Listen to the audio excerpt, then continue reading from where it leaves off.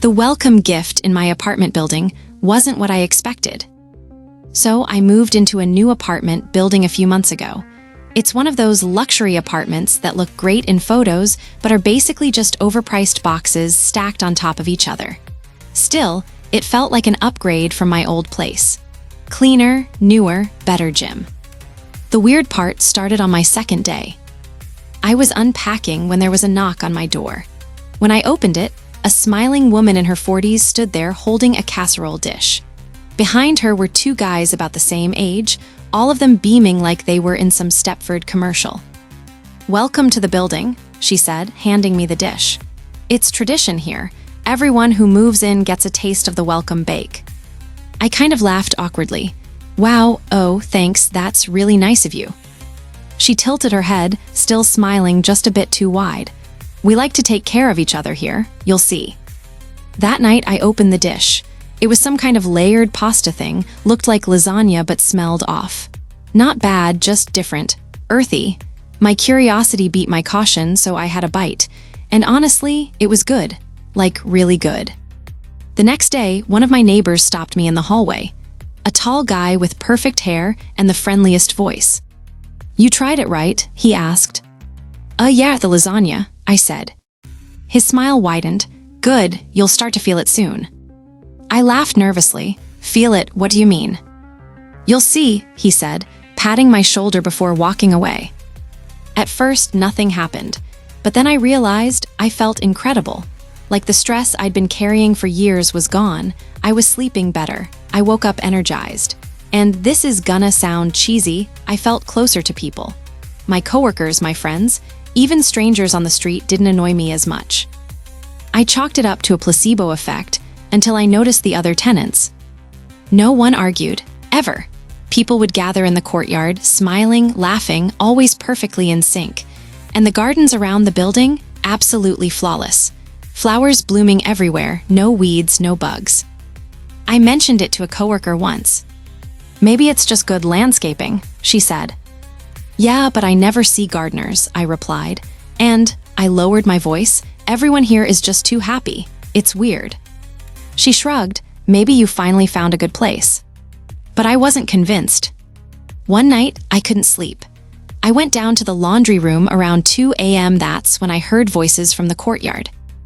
I peeked out the window and saw about a dozen neighbors standing in a circle. In the middle was a man I didn't recognize. He looked terrified, clutching a suitcase. "I don't want this anymore," he shouted. "I didn't sign up for this." The woman who had brought me the casserole stepped forward, her smile still fixed but her voice sharp. "You ate with us, you belong to us now. You can't just walk away." The man shook his head violently. "No, I'm leaving." The tall guy with the perfect hair stepped forward, holding something in his hand.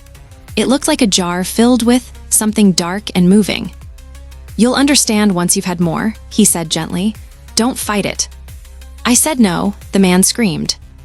And that's when the others closed in. I couldn't see exactly what they did, just shadows moving, muffled cries, then silence. When they finally stepped back, the suitcase was gone. So was the man. But the ground where he'd stood looked disturbed, like freshly turned soil. I ran back upstairs, heart pounding, and locked my door. I barely slept that night. The next morning, I saw the casserole woman in the hallway. She smiled at me sweetly and said, "You've been so quiet. Haven't you finished your dish yet?" I forced a laugh. Yeah, it was great, thanks again." She nodded slowly. "Good, you'll fit right in." I don't know what to do. I've stopped eating anything they bring me, but I can feel them watching me, smiling, waiting. And last night, there was a note slipped under my door. "It's time for another meal. Don't disappoint us." My boyfriend swears she's just a friend, but I know the truth. When I first met Adam, I honestly thought I had lucked out. He wasn't just attractive, he was funny, kind, and we clicked instantly. You know that rare feeling when you meet someone and conversations just flow? That was us. We stayed up late on the phone, we laughed until our stomachs hurt, and for the first time in a long time I thought, okay, maybe this one's different. But of course, life had to throw in a plot twist. Her name is Vanessa. And apparently, she's been into him for years. I didn't know this at first. In fact, the first time Adam mentioned her, it was casual. "Oh, that's just Vanessa," he said when her name popped up on his phone. "She's been a friend forever." I shrugged it off. I'm not the jealous type. Everyone has friends. But then he said something else. "Yeah, my buddies joke that she's been waiting for her chance with me, like forever." He laughed, but my stomach tightened. Flashback, the first red flag. The first time I met her in person, Adam invited me to a group hangout at a bar. I walked in, nervous but excited to meet his friends. Vanessa was already there, sitting next to him. When I sat down, she gave me a quick smile, then turned all her attention back to Adam. "Wow, you look so good tonight," she said, leaning in close, her hand brushing his arm like it was nothing. I froze. I thought maybe I was imagining it. But then she laughed way too hard at his dumb jokes, tossed her hair like it was a shampoo commercial, and leaned so close I could smell her perfume. I finally said, "Hi, I'm Hannah."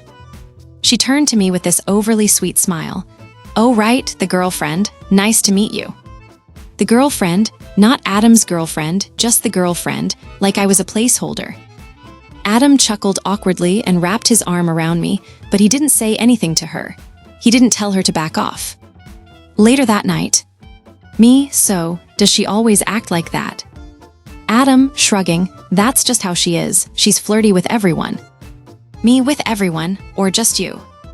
Adam, sighs, "Babe, you're overthinking. She's just a friend." That became the script. Every time I brought her up, he'd say the same thing, "She's just a friend." But friends don't text every single day.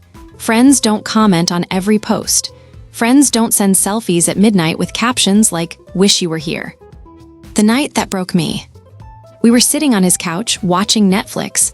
My head was on his shoulder. His phone buzzed. It was Vanessa.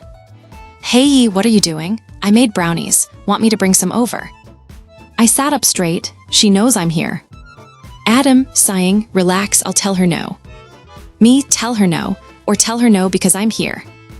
Adam, getting annoyed, "Why are you making this a big deal?" That hit me hard. I wasn't making it a big deal. He was making it a big deal by not setting boundaries. Another flashback, my birthday. On my birthday, Adam threw a little get-together at his place. Vanessa came. She hugged him first. She sat next to him at dinner. And when we were all taking photos, she grabbed his arm and pressed herself against him like they were the couple. I laughed it off in the moment, but inside I was screaming. Later, when it was just the two of us. Me, "Do you not see how disrespectful that was?" Adam, rolling his eyes, "You're being dramatic." Me, "Dramatic? She was practically on your lap in front of everyone." Adam, "She's like that with all her friends. You're insecure." That word, insecure, like I was the problem. But here's the thing, I've been in this situation before, with a different guy years ago. He also had a just a friend. She was always around, always flirty, and he swore up and down that nothing was happening. Guess what? Something was happening. And I promised myself I would never ignore my gut again. The conversation that changed everything. Last week it happened again. We were all at a party. Vanessa walked right up to him and said, "Dance with me." And he did. Right in front of me. I stood there, frozen, watching them. Her arms around his neck, his hands on her waist, both of them laughing like I wasn't even in the room. When the song ended, I walked out. Adam followed me outside. Adam, "Babe, what's wrong?" Me, snapping, "What's wrong? Are you serious? You danced with her like I don't even exist." Adam, "It was just a dance."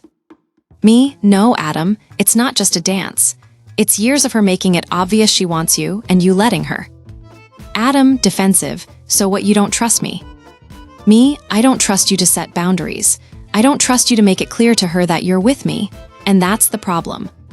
He didn't say anything, just stood there, staring at me like I was speaking another language.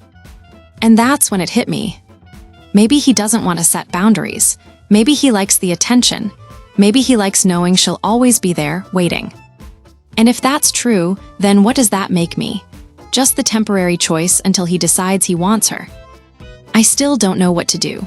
Do I sit him down and give him one last chance to step up? Or do I save myself the heartbreak and walk away now? All I know is, I don't want to be the girlfriend sitting across the room. pretending not to notice when another girl flirts with my guy while he just laughs it off. Because I've been that girl before, and I promised myself I wouldn't do it again.